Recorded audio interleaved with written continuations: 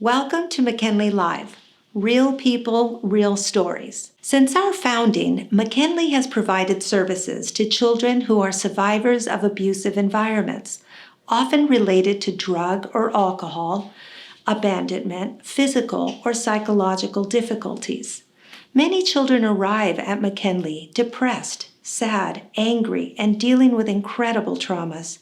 It's here at McKinley that they have an opportunity to grow and thrive in a nurturing and empowering environment.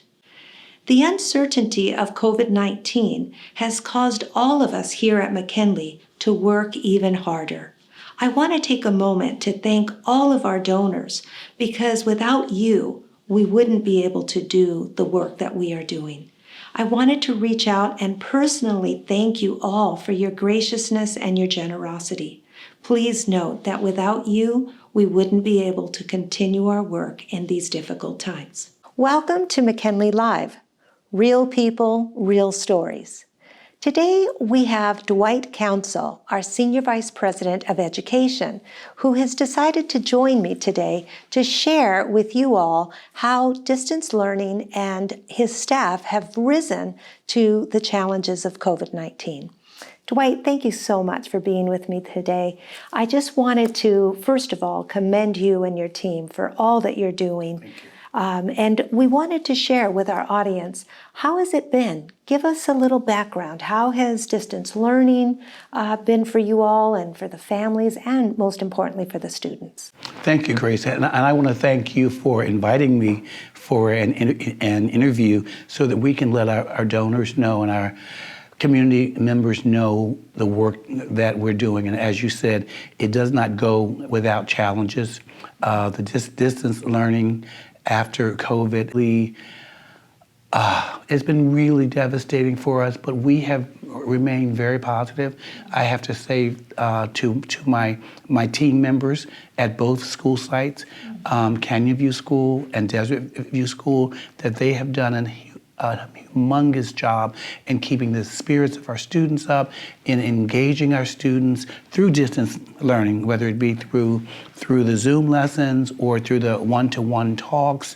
They have done an outstanding job. So to really answer your question, COVID has changed everything for us.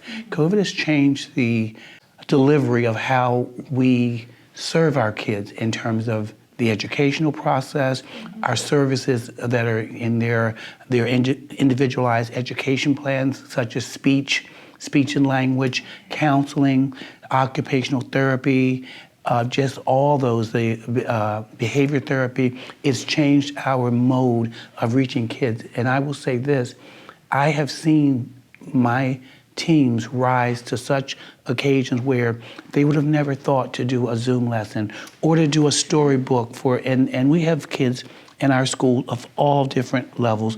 We start our students, we start accepting our students at 5 years old, and that is kindergarten, and we keep them until their 22nd birthday, which is a long time.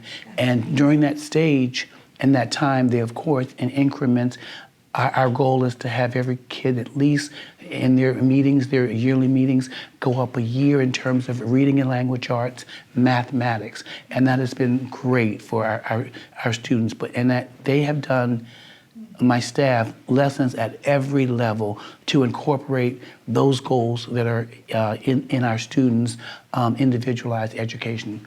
Wow, that's amazing. And Dwight, I will tell you, I wasn't even aware of the depth of all that you guys are doing. I do want to just pause a moment and share, we have been working very hard to raise money for the Chromebooks. Yes. And we have lots of donors, friends, foundations, corporations that have also rallied around us during this time. First of all, Dwight, would you be willing to share a message of gratitude and also share with the donors how will these Chromebooks make a difference in the lives of the families and the students that we serve? Sure, I'd be very happy.